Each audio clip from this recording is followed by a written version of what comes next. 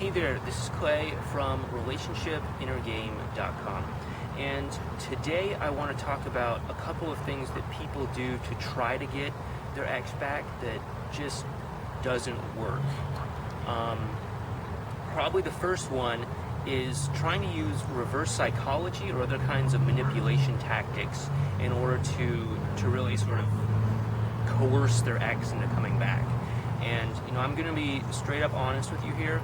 That is not going to work in the long run. I mean, sure, it might work like once or something like that, but your ex is essentially just going to be coming back to the same relationship, and they're going to be like, what the hell?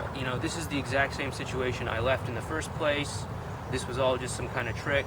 See you later, and they'll be out the door again. And you know what? You can't use reverse psychology to lure them back in the second time. That's not going to work. So that's one mistake that a lot of people make, and the more you use that, the less it works, and the more damage it really does in the long term.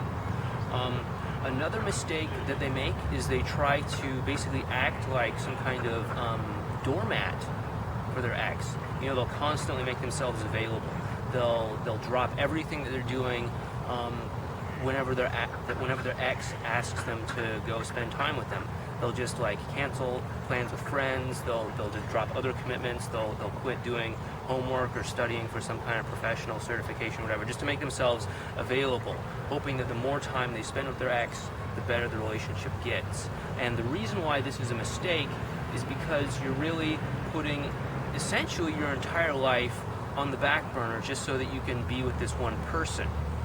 And this is not attractive for a lot of reasons. Probably the most prominent of those being that you're basically not acting like the person that your ex fell in love with in the first place. I mean, they fell in love with you because you had certain passions, certain interests, certain things that you had going on in your life. Not just because you were there and readily available. I mean, yeah, you probably were able to go out with them once a week or something, but it was the person that you were, the characteristics about you, what you were interested in, what you were passionate about that really attracted them to you in the first place.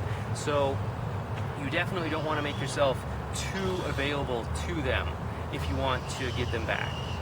And probably the third reason why the third big mistake that a lot of people make when they're trying to get their ex back is to basically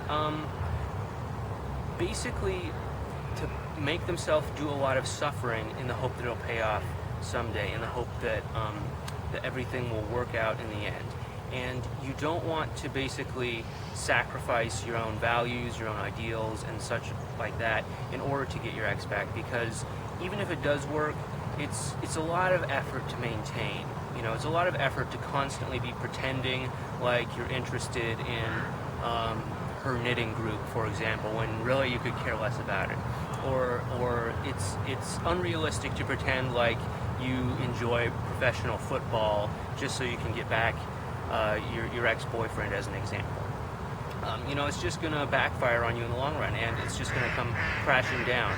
And it's not fun, and it's going to wear you out. I promise you that. So those are a couple big mistakes that a lot of people make when they're trying to get their ex back. And if you'd like to learn more about how to basically deal with a breakup and how to save your relationship from a breakup, if that's something you're interested in, please go check out relationshipinnergame.com and sign up for our free presentation.